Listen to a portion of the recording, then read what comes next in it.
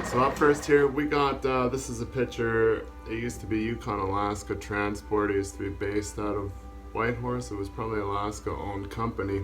But they used to take the ore from the Faro mine down to Skagway and they trucked it. In the earlier days they used to truck it to Carcross and it used to get on a train, but the White Pass Train Company, known as the White Pass Route, which is more like a tourist attraction nowadays, in having it. These muffin trucks, as we'd call them, they would run 24/7, supposedly 362 days of the year. So it was there was a constant roar of these trucks every, I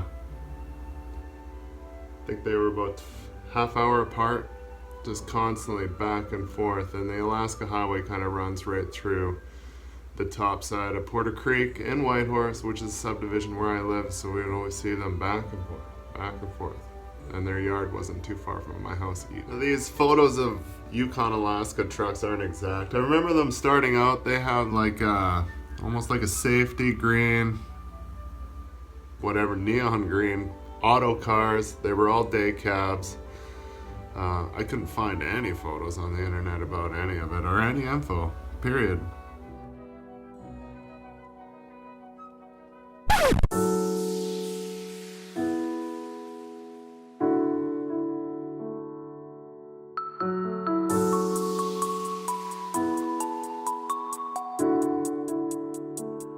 Yeah, I don't believe in destiny. I just do what's best for me. Don't listen to my enemies, they're just full of jealousy. Yeah, this legacy, you gon' see what's left of me. You gon' see success in me.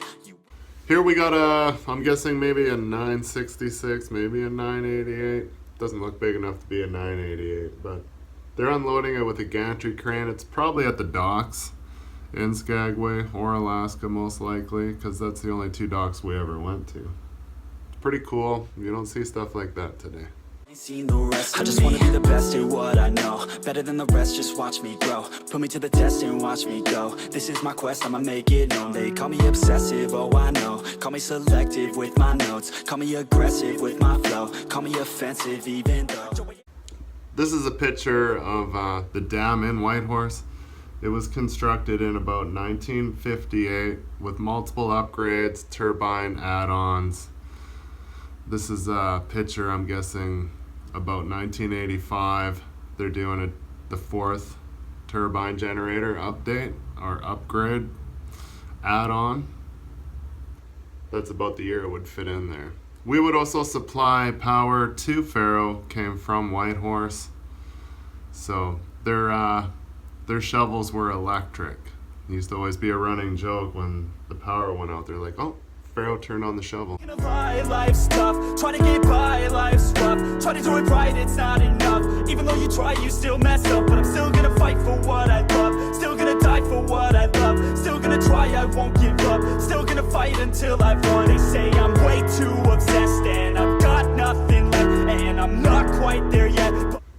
Here, this looks like a rock truck haul. I remember they had to cut the boxes in half, and then you see one truck's carrying the engine, and I think probably part of the frame, and I can't see what the back truck's hauling, but it was possibly like 5 loads per one rock truck.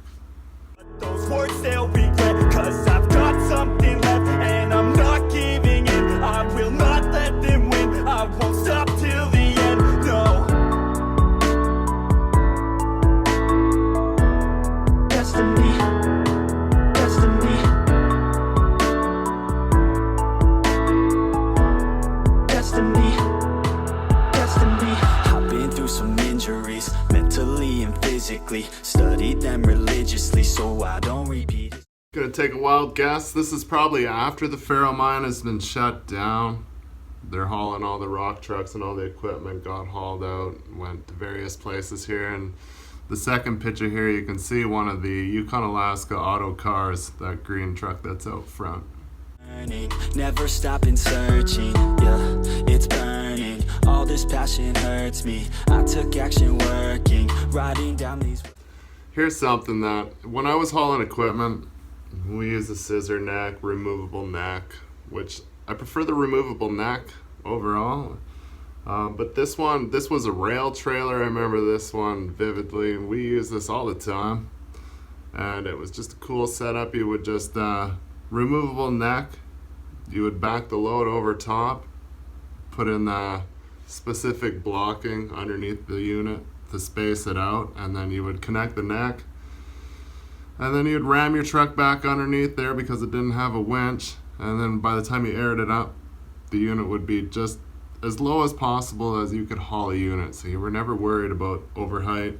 Yukon has a lot of these green covered bridges. If you've ever seen the green covered bridges in Alberta, Canada, a lot of them are silver, but they were all under 5 meters, 4.8, very low. So we always had to have low as possible loads. Plus the trailer had like this weird, it was a set of, we call them crazy wheels, but they were steering, and they were about the size of a steer tire back in the day. They were just pizza cutters. Some of the trailers had like the big floating steer tires, but they were just on a lift axle that was on air, so you could up and down, and they would steer wherever you turned, they would go. So that's just like a little bit of added weight. We didn't have tri-drives back then, so this was your tri-drive. So here's my mommy. My mom bought her own pilot car business. She bought Wattash, was in Yukon in Whitehorse. She bought it in about, I'm gonna go with like late 80s.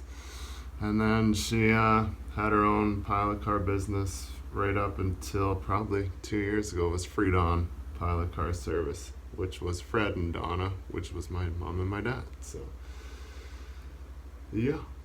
How else do you get to hang out with your husband that's always on the go? Well, you get a pilot car and you pilot him, and you get to hang out together on the road.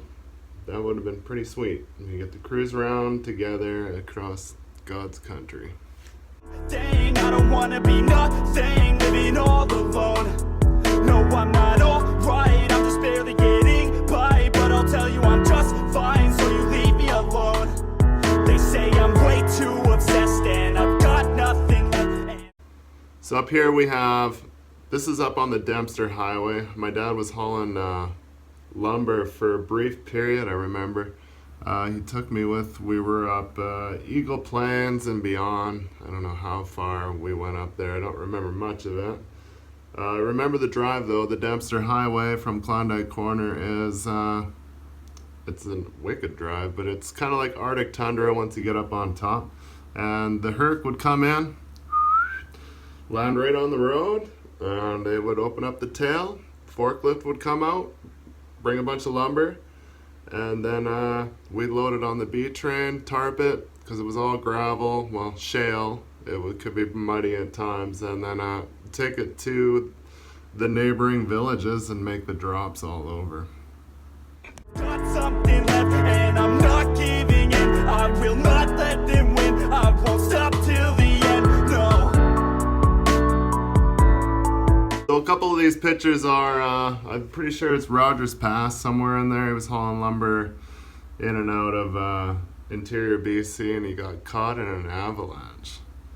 I don't know if it was like in it, behind it, whatever, stuck by it. I remember the story. He was all right and everything. He's like, well, what am I gonna do but hang out here? He's like, went over and talked to the company that was cleared up. He's like, got a piece of equipment I can run. Let's get this cleared up. Jack of all trades, just like me. The apple didn't fall far from the tree at all. Destiny, destiny, destiny, destiny, destiny.